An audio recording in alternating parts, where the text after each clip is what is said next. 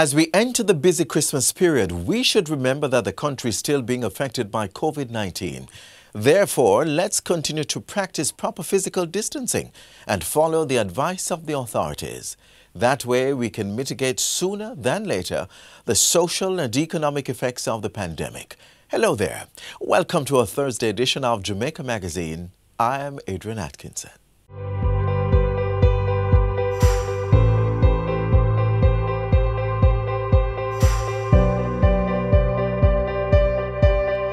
Jamaica's COVID-19 vaccination plan is still in effect. If you wish to make an appointment, please do so online by visiting moh.gov.jm or by calling 888-663-5683. Vaccination still a keep. Go get your jab today.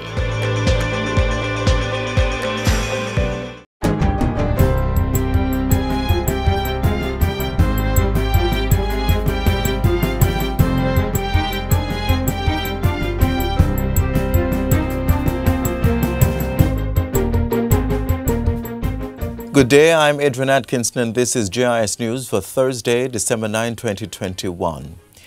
Regulations to strengthen the operations of the major organized crime and anti-corruption agency MOCA was approved by the House of Representatives on Tuesday. The regulations empower the Director General to establish a use of force policy and stipulate that all MOCA officers be guided by this in exercising their powers. It also addresses procedures to obtain a search warrant, the power to arrest, searches and seizures, as well as for detention, treatment and questioning.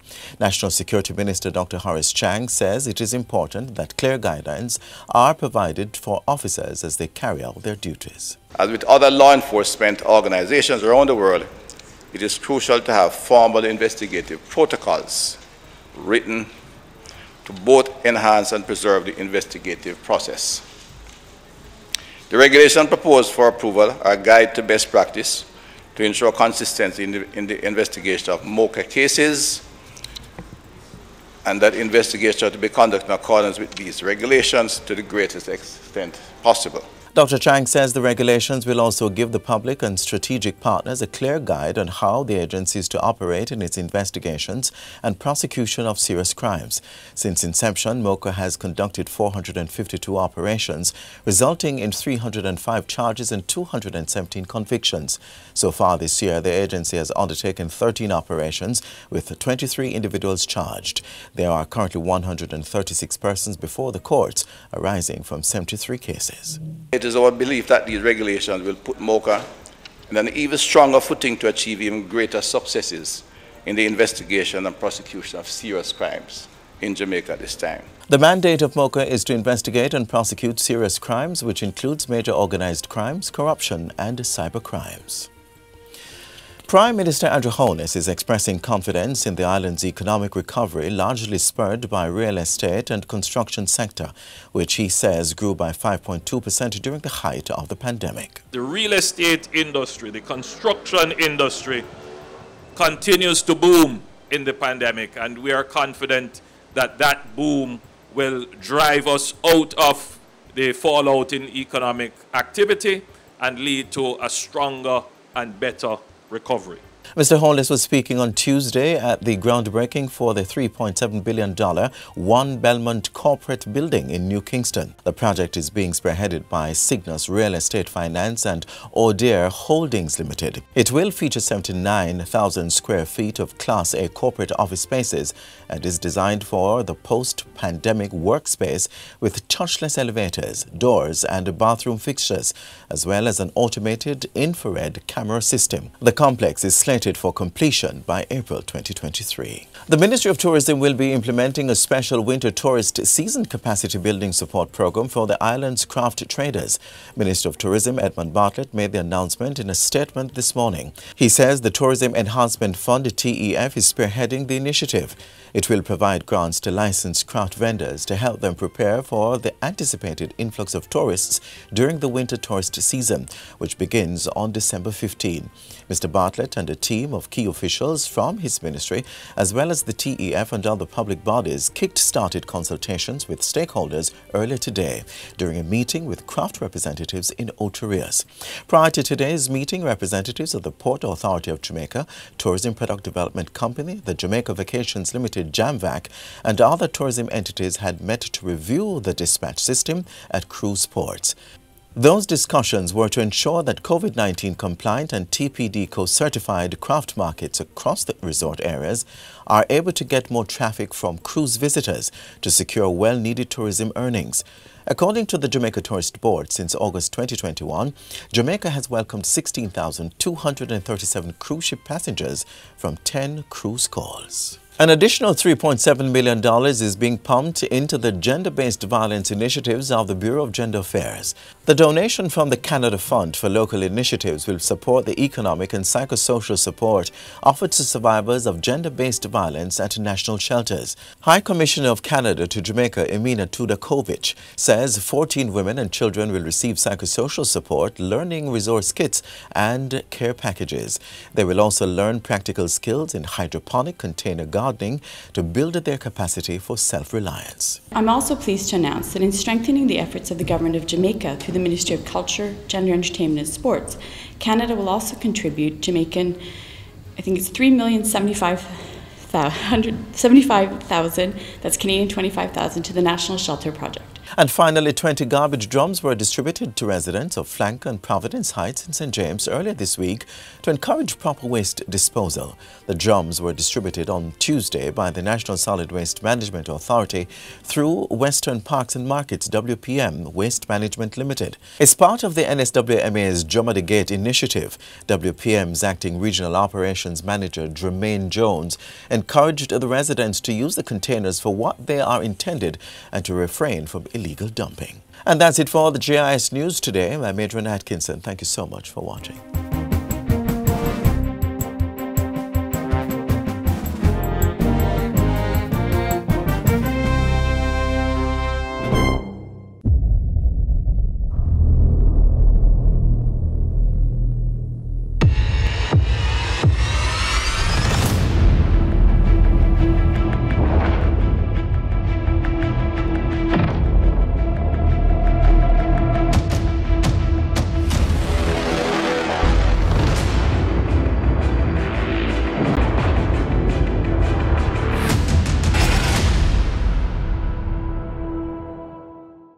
In this last episode in our series of Finance Matters, we recap some of the high points from our guests.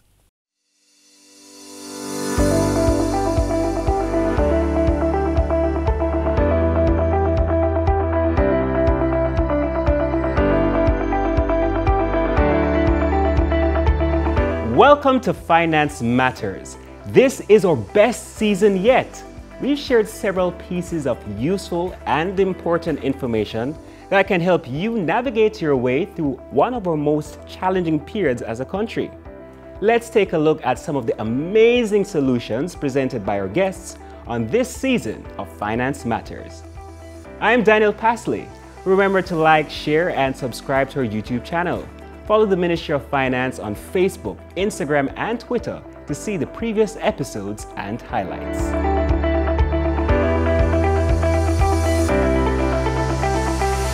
Is digital currency the future of money? Bank of Jamaica's Deputy Governor, Natalie Haynes, gave some insight about this.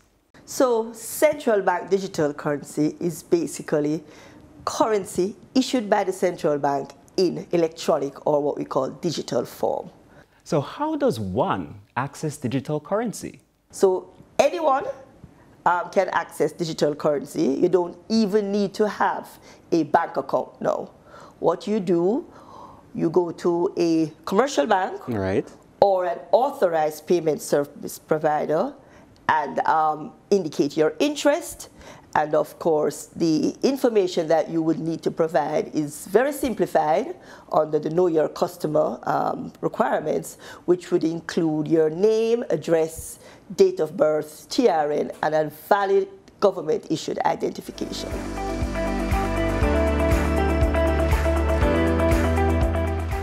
Yes, we are in the midst of a pandemic, but there are opportunities that the government of Jamaica provides to assist with higher education. Let's find out what options are available in the Scholarship and Assistance Unit, SAU, at the Ministry of Finance and the Public Service. So the Scholarships and Assistance Unit within the Strategic Human Resource Management Division of the Ministry of Finance and the Public Service is the arm that facilitates training and development for the public sector at large. Okay. We also facilitate training for ordinary citizens. And so we are in a very pivotal role in coordinating some of the training activities that we receive from our international partners. And some of the international partners could include? So you're talking about Cuba, China, Serbia, from a number of our developmental partners, inclusive of those that we have local counterparts, so like JICA, which is the Japan International Cooperation Agency. You have the India High Commission, a lot of them. So we have roles, we have scholarship opportunities that are fully funded, that is administered through us, as well as capacity building initiatives. So for example, we will have a training in a specific area, like for example, solid waste management, and our role is to coordinate those training activities with those entities within the public service that has a mandate. So naturally, like National Works Agency or National Solid Waste Agency would be some of our picks for a course like that. So we normally coordinate those opportunities to ensure that there's training for all. This unit at the MOFPS is not the only option for educational development. There is the Students' Loan Bureau, which has gone digital. Currently, students can access our website and apply through our portal, where you'll get a response within 48 hours. This is a pre-approval to tell you that you are qualified for a loan. Thereafter, you'll get an email to tell you what are the documents that you need to submit. Since COVID, we recognize that persons cannot come to the office to drop off their documents. So what we have done, we have partnered with 3 ATIs, which is University of the West Indies, University of Technology, and NCU. You can drop off your information at those colleges and they will submit it to us. Also, we have a Dropbox facility in the office, so you can put it in our pre-envelope and you can drop it off, where we will call you and tell you that your loan has been applied and you can now come in and sign the promissory note. Since this financial year, you are only allowed to have 1 guarantor. We assess our risk and we recognize that moving forward to assist persons in terms of getting all the documentation together, we are just accepting 1, and that was announced by our minister this financial year.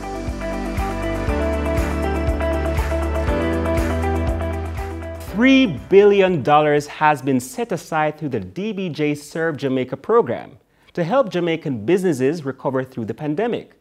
But what is the DBJ Serve program? The DBJ Serve program is a very innovative program that is here to re-stimulate all our SMEs across Jamaica. We have $3 billion available to small businesses for recovery as well as to help them go digital. Here are the options available. So the first option we have is our MSME recovery loan. And this loan, small businesses can get anywhere up to $10 million to repay over 8 years at an incredible interest rate of 5%. Just 5%? 5%. And that is to the end user, the small business. The funding can be used for working capital, it can be used for construction, to purchase equipment, but very importantly, they're able to use this funding for refinancing of high interest cost debts. We also have found that, and even before COVID, Jamaican businesses have been lagging as far as going digital is concerned. There is just so much productivity that they can get from that. So our second product is our DBJ Go Digital Loan. We have $1 billion lined up where small businesses can access up to $800,000 at an incredible interest rate of 2%. So you heard about a 5% loan, you heard about a 2% loan. Yes. Now we have a $300,000 grant, which is free money. You get this money and you don't have to pay it back. It can be used to access all of these services and products that can help your business go digital. Now is a good time to start your businesses, as the government has provided valuable support through the JBDC. Deputy CEO at the Jamaica Business Development Corporation, Harold Davis, shared with us how the JBDC can take your business from concept to market. From concept, if you come to us with an idea, we'll help you through the ideation process and to where you structure your business and for it to make sense. If you're looking to expand into new markets, if you're looking to develop your product, if you're looking to internationalization, we help you from concept to market. The DBJ Serve program and the JBDC is helping the local economy recover from the effects caused by the COVID-19 pandemic.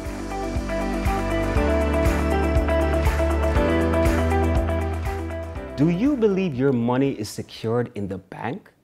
The Jamaica Deposit Insurance Corporation, JDIC, has a major role to play in securing your deposits. The purpose of the corporation is to provide what is called deposit insurance. And what deposit insurance does is ensure that any monies that you have in deposit accounts in commercial banks, building societies, and merchant banks, you are guaranteed to get those monies back. However, up to a maximum of $1.2 million if your financial institution should crash or fail.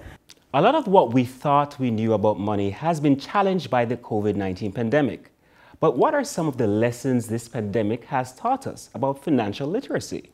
The fact is that the COVID pandemic has been several rainy days just continuing, and we're in the midst of it. Nobody even knows when or if there will be a post-COVID. What we have learned during this period is that the conventional wisdom of having about 3 months' salary put away, so in case of any emergency, well, we have, as you just said, we're well over a year into the pandemic, and some persons have lost their jobs, persons have had to retire early. There are a lot of different things that have happened that have just thrown things off kilter. So what we know now is that you have to plan even for the unexpected.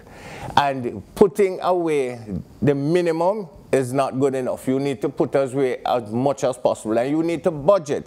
Can't overemphasize the importance of budgeting. From you start to earn, you must budget, and included in that budget must be money for retirement and money for wealth. Persons think about just having, say, a bank account and then just drawing money from that. You need an account also that you're actually using to create wealth, and also you need a stream of funds for that rainy day that you can access. So you're thinking about creating wealth, you're thinking about a rainy day emergency fund, and you're also thinking about retirement planning.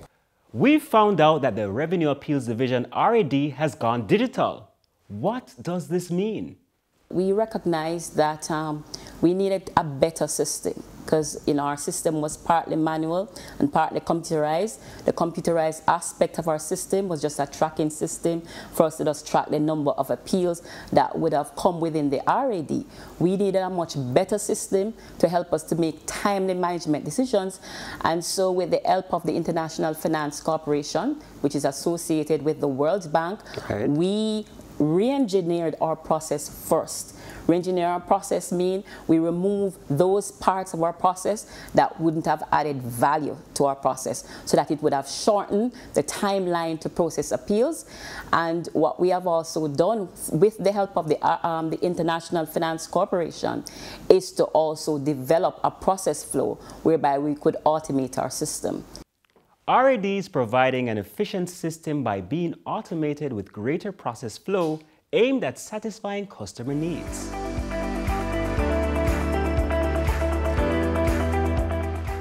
The Ministry of Finance and the Public Service is committed to service excellence. Director of Customer Service, Rory Stennett, tells us more. Service excellence is being the best for the customer in every single sphere. A couple years ago, the ministry set a marker. We drew a line in the sand. We said, we are going to be the center of excellence in government. And so we've made practical investments to get there. But you don't get there overnight. It started with us saying, what's the governance layer? Who's going to be in charge of it? Some years ago, for example, we made a service charter. But this time around, we said, how do we know that we're delivering for customers? How do we hold ourselves accountable? And can we say to customers, judge me by this standard that I have set? That's service excellence. Yes, we can, and we have. The ministry has employed new technology, upgraded facilities, and re-engineered processes with a highly specialized staff to ensure we achieve service excellence.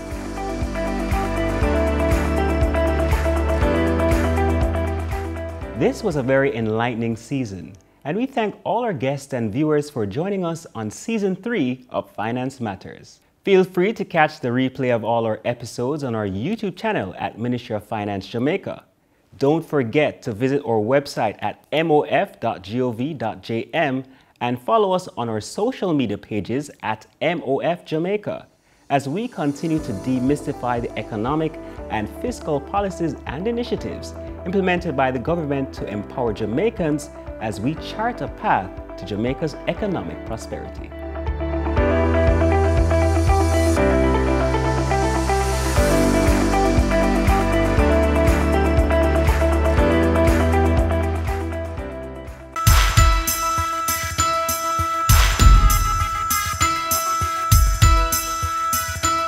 The Christmas trend today has changed a lot from previous times. So previous times you had big markets, you know, there was a lot of home cooking.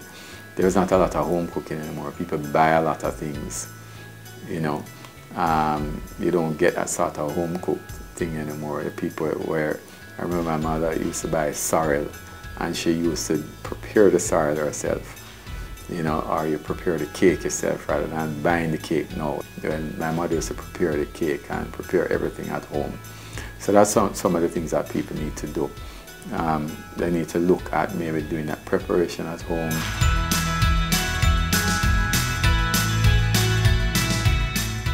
Up next, wise counsel from the Jamaica Fire Brigade as we deck the halls with boughs of holly, fa la la la la la la la la.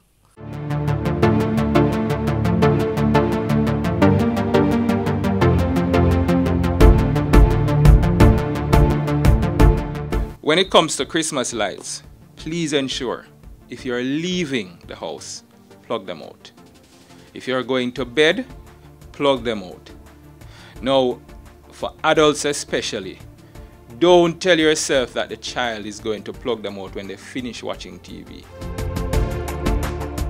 We know a lot of persons will be purchasing Christmas trees. Make sure you look for the UL rating for man-made Christmas trees. If you're using a live tree, make sure that you cut some of the lower branches off so that it will be able to fit into a container that you can pour some water in. Make sure that you are putting some water in that container at least every day. And the reason for this is, even though it's a so-called dead tree, the branches are still soaking up some amount of water and maintaining some amount of moisture, which will keep it fresher for longer. The fresher it is, the least likely it will catch fire. Position your Christmas tree at least 3 feet away from all heat sources. And when we speak of heat sources, a television is a heat source, the cable box is a heat source, all appliances are heat sources. So make sure that you position these trees at least 3 feet away. And you want to ensure when you put the decorations on them as well, the lights as well, what you want to ensure is that there's circulation space around the tree. And that will help to maintain the room temperature around that tree. One of the main things that we have to point out when it comes to holiday cooking, never ever leave the cooking unattended. We know how difficult that is when you have friends and family over, but please ensure you don't leave the cooking unattended. Worst, if you feel like you need to take a nap, and after you wake up, you do the cooking. Don't start cooking and tell yourself you're going to take a nap because enough water is in the pot. It won't boil over, it won't dry out. We have seen a lot of cases where this has led to fires, and we know that there'll be a lot more cooking in the Christmas season as well. As much as is possible, wear appropriate clothing, so long flowing sleeves that can hang over and catch fire. You don't want to be wearing those. And kitchen towels, make sure that at all times they are kept away from the stove. If it is that you have wind blowing in a particular direction, make sure you check the direction of the wind. No curtains can get to your stove. Children are naturally curious. At all times, no child must come within 3 feet of a stove. Make sure that you keep them away. Make sure you tell them why. Tell them what can happen if they do certain things, if they disobey, and make sure that they understand. Because what you don't want is for them to use that natural curiosity and then go ahead and experiment and try to find out why mommy say I mustn't light the stove when she light the stove. And again, with children, make sure that no child under 12 is cooking.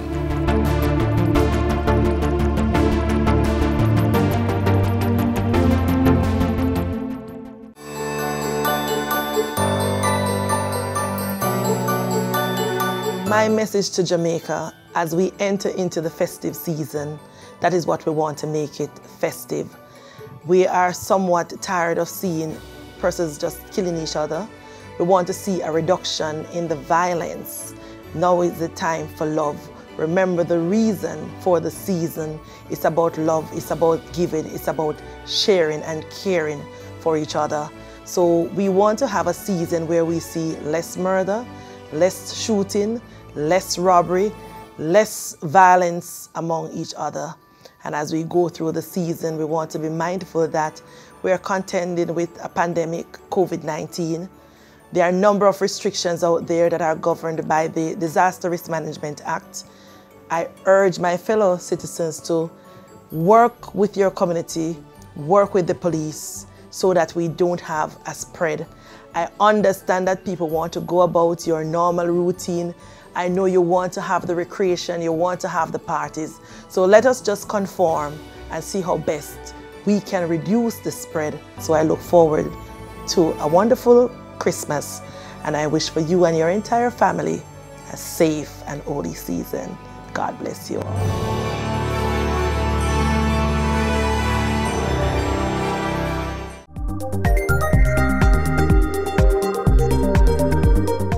This is where our journey ends, but only for today. Do join us again tomorrow when we'll bring you another informative program. In the meantime, stay connected with us by visiting our website jis.gov.jm, and while you're online, send your feedback to Jamaica Magazine at jis.gov.jm or via tweet at JIS News. You may also find us on all the major social media platforms and through our mobile app that's Android and iOS compatible. On behalf of the entire production crew, I'm Adrian Atkinson. Do take care.